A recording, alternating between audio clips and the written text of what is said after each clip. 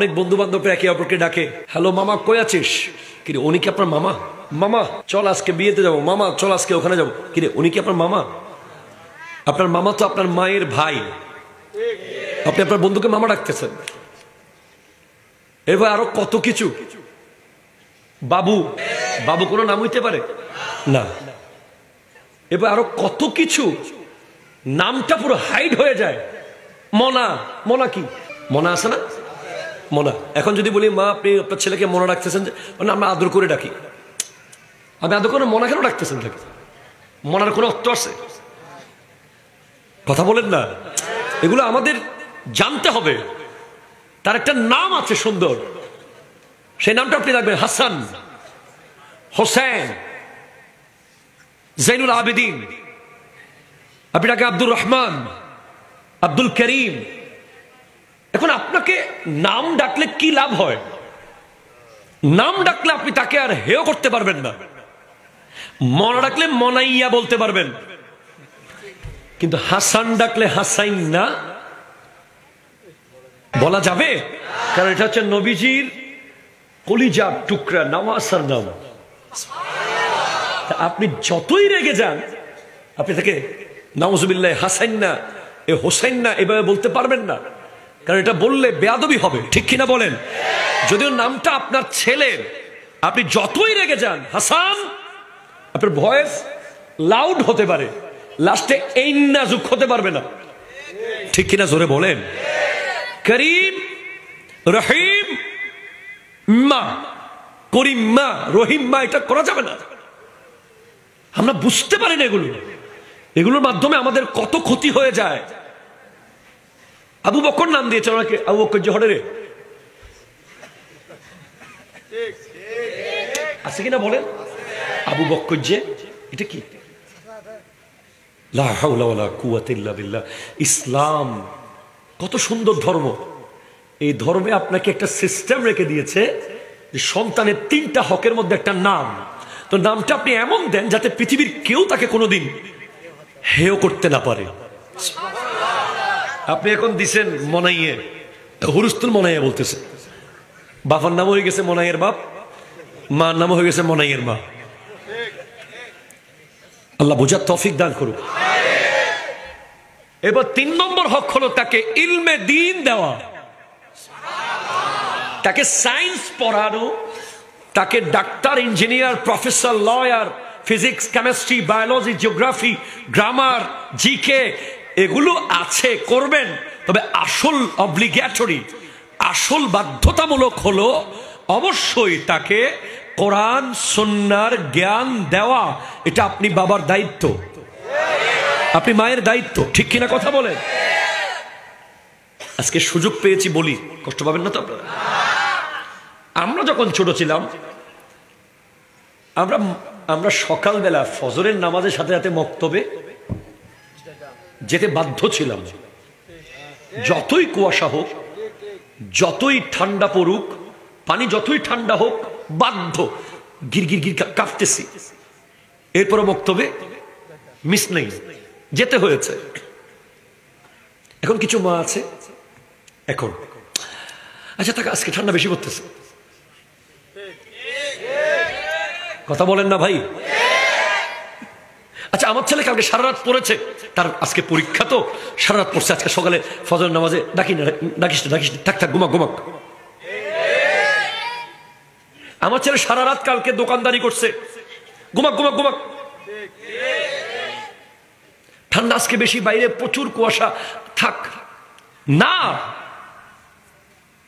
প্রথমত নামাজের জন্য সন্তানকে ঘুমিয়ে রাখা, নামাজ না পড়িয়ে সে যদি 10 টন মাটি কেটে আসে, এরপরেও পৃথিবীর কোনো মা এবং কোনো বাবার অধিকার নাই তাকে ঘুমিয়ে যাওয়ার অনুমতি দেওয়া, ঘুম পাড়াতে দেওয়া। সে 10 টন মাটি কেটে আসুক, তারপরেও তাকে ঘুমুতে দেওয়া যাবে না। যদি নামাজ টাইম হয়ে যায়, নামাজ না পড়ে ঘুমা, এটা বলার অধিকার একমাত্র আল্লাহর আছে, আর কারো নাই। এখনকার মা বাবারা এটা করে। এবার রমজান মাসে, আচ্ছা এখনো ছোট, রোজা রাখবে আর কি, রোজা রাখবে আর কি, অথচ সে বালেগ হয়ে গেছে, কোনো সিরিয়াসনেস নাই। এরপরে আমরা ছোটবেলায় মাগরিবের আগে বাসায় আসতে বাধ্য ছিলাম।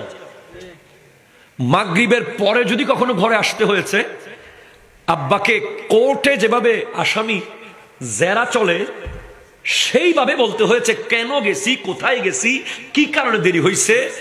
এরপরও ব্যাট চলেছে। আর এখন রাতের 12টা বাজে ব্রিজের উপরে কথা বলেন, আপনি কথা বলেন। রাতের 11টা বাজে রাস্তার মোড়ে কে তুমি, তোমার মা কে, তোমার বাবা কে?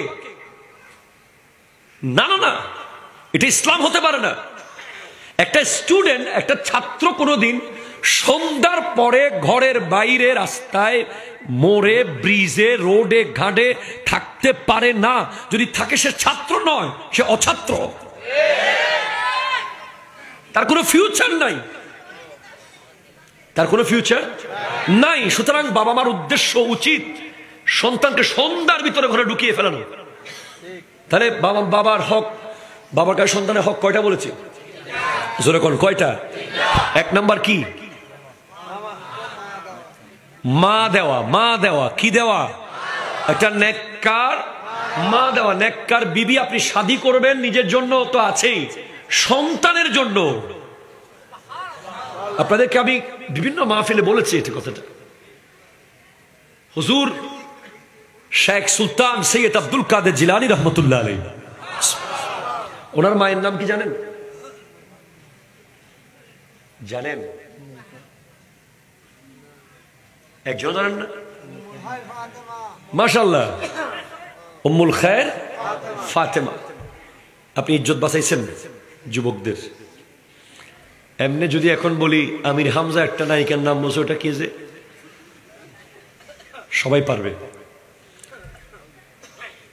উম্মুল খায়ের ফাতেমা, যার পেট থেকে দুনিয়াতে এসেছে গোটা বিশ্বের সর্বশ্রেষ্ঠ ওলি। আপনি শুনে অবাক হয়ে যাবেন, এটা ঘরোয়া মাহফিল, তাই আমি কথাগুলো বলছি, অনেক মা বোনেরা শুনতেছে, তারা পাল্টে যাক। একটা করে নারী পাল্টে যাওয়া মানে গোটা একটা সমাজ পাল্টে যাওয়া। হ্যাঁ, উনি গাউসে পাকের আম্মা যেই ঘরে বড় হয়েছেন, আব্দুল্লাহ সৌমাইর ঘরে। আব্দুল্লাহ সৌমাই হলেন আব্দুল কাদের জিলানীর নানা। গাউসে পাকের আব্বা ওই ঘরে 12 বছর কাজ করেছেন। কয় বছর?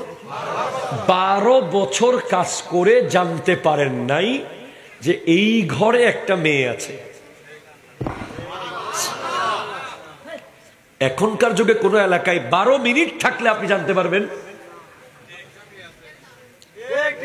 পারবেন কিনা বলেন না? 12 মিনিট থাকলে বুঝতে পারবেন যে এলাকায় কার ঘরে কোন মেয়ে আছে, কার বয়স কত, কোনটা বিয়ের উপযুক্ত, কোনটা উপযুক্ত না, কোনটা বাইরে যায়, কোনটা ঘরে থাকে। অথচ কতটুকু পর্দানসীন হলে উনি 12 বছর কাজ করেও জানতে পারেন নাই ওখানে একটা মেয়ে আছে। কেমনে পেলেছেন এই নারীকে? 12 বছর পর যখন বলা হচ্ছে একটা মেয়ে বিয়ে করতে হবে, ল্যাংড়া, লুলা, কানা, বোবা, কালা, ঠিক আছে করব, আপেল যদি মাফ করে দেন করব। ওই যে আপেল খাইছিল, গিয়ে দেখে যে বেডরুমে একটা সুন্দর আসমানের চাঁদের মতো নারী বসে আছে। উনি ইউটার্ন নিয়ে ব্যাক করতেছেন। গাউসে পাকের আব্বা, কিরে জামাই দৌড় দিচ্ছ কেন? আপনি তো বলেছেন এই মেয়ে কালা, ল্যাংড়া, লুলা হবে। ওইখানে তো সুন্দরী একটা নারী বসে আছে। বলে এটাই আমার মেয়ে।